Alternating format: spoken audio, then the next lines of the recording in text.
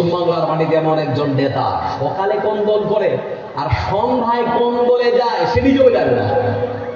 সকালে কোন দলে আছে আর সন্ধ্যায় কোন দলে যায় সে নিজেও জানে না। নাম বলবো? অর্জুন সিং। কি নাম বললাম?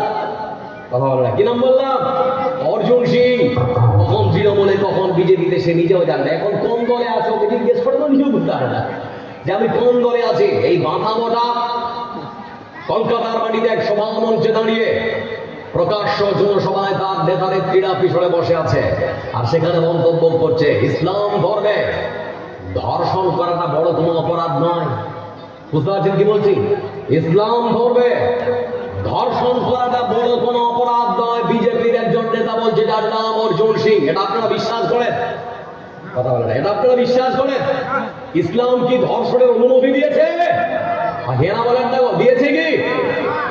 ইসলাম এমনই এক ধর্ম যে ধর্ম শিক্ষা দেয় আপনার ছেলের বয়স 10 বছর, আপনার ছেলে আপনার সঙ্গে আর ঘুমোতে পারবে না। আপনার মেয়ের বয়স 10 বছর, আপনার মেয়ে আপনার মার সঙ্গে আর ঘুমাতে পারবে না। ইসলাম শিক্ষা দিয়েছে দুজন যুবতী মেয়ে এক বিছানায় ঘুমাতে পারবে না। ইসলাম শিক্ষা দিয়েছে দুজন যুবক ছেলে এক বিছানায় ঘুমাতে পারবে না। তারপরে ইসলাম বলেছে ওয়ালা তাকরাবুজ জিনা ইন্নাহু কানা ফাহিশা ওয়া সাআ সাবিলা।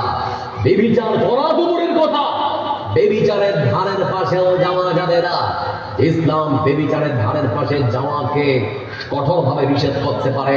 সে ইসলাম ধর্মে কখনো ব্যভিচারের অনুমতি দিতে পারে, কখনো অনুমতি দিতে পারে না।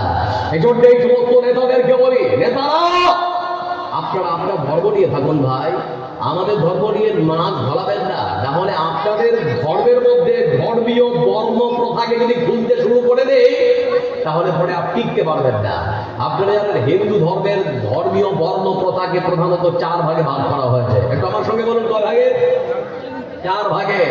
তার মধ্যে প্রথমত হচ্ছে ব্রাহ্মণ, ক্ষত্রিয়, বৈশ্য, শূদ্র। ব্রাহ্মণ, ক্ষত্রিয়, বৈশ্য, শূদ্র। ব্রাহ্মণ যারা হয় তারা কিসের দায়িত্ব পালন করেন জানেন? ওরা হয় পুরোহিত, ওরা ধর্মের কাজ করে। ওরা হয় পুরোহিত, ওরা হয় পণ্ডিত। তার মানে ব্রাহ্মণের কাজ ওরা মন্দির সামলাবে। ব্রাহ্মণ, ক্ষত্রিয়, ক্ষত্রিয় যারা হয় তারা হয় দেশের স্বরাষ্ট্র মন্ত্রকের দায়িত্ব পালন করে, মানে স্বরাষ্ট্রমন্ত্রী হওয়া হবে, দেশের নেতা মন্ত্রী, ওরা ওদের ওটা কাজ। বৈশ্য যারা হয় আলা বন্ধু তারা তাদের যেটা কাজ সেটা হচ্ছে ওরা ব্যবসা বাণিজ্য করে, মানে ব্যবসা বাণিজ্য করা ওদের কাজ। আর সব থেকে নিচু যেটা ব্রাহ্মণ, ক্ষত্রিয়, বৈশ্য, শূদ্র, শূদ্র যারা ওদের কাজ কি জানেন? ওরা হয় মুচি, ওরা হয় মেথর, ওরা হয় ডম, ওরা হয় সাঁতাল। ওরা মানে মানুষের টয়লেট সাফ করে বেড়াবে। এই জন্যে সব থেকে নিচু বর্ণের যারা তারা মন্দিরের মধ্যে প্রবেশ করতে পারবে না। আপনারা জানেন আমাদের ভারতবর্ষে যিনি এখন প্রধানমন্ত্রী দ্রৌপদী মুর্মু, তিনি পর্যন্ত এমনও ভারতবর্ষের মাটিতে মন্দির আছে যেখানে তার মতো মহিলা প্রবেশ করতে পারে না। এখন আপনাদেরকে বলতে পারছি ভারতবর্ষের মাটিতে করে মুসলমান সব থেকে গরিব যদি হয়, ভারতবর্ষের যে কোনো প্রান্তে, পৃথিবীর যে কোনো প্রান্তে যদি আপনি চলে যান, এমন কোন মসজিদ নেই যে মসজিদের মধ্যে একজন মানুষ সে যদি রাজার সামনে গিয়ে দাঁড়াতে চায় তার পাশে দাঁড়াতে পারবে না, পারবে না, পারবে না, পারবে না। এটাই হচ্ছে ইসলামের সৌন্দর্য বন্ধু আমার। ইসলামের মধ্যে কোনো ভেদাভেদ নেই। কালো চামড়া আর সাদা চামড়ার মধ্যে কোনো পার্থক্য থাকতে পারে না। গরিব আর ধনীর মধ্যে কোনো ভেদাভেদ থাকতে পারে না। সব কিছুকে একেবারে ভেঙে চুরমার করে দেওয়া হয়েছে। সেজন্য তারা মানে কি জানেন?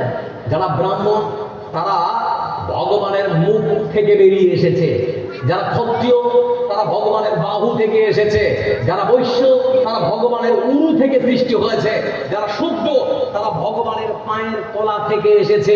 এই জন্য পায়ের তলা থেকে যখন তাদের সৃষ্টি, তারা মন্দিরের মধ্যে ঢুকতে পারবে না, তারা পুজো করতে পারবে না। এই জন্য তাদেরকে মন্দিরে ঢুকতেও দেয় না।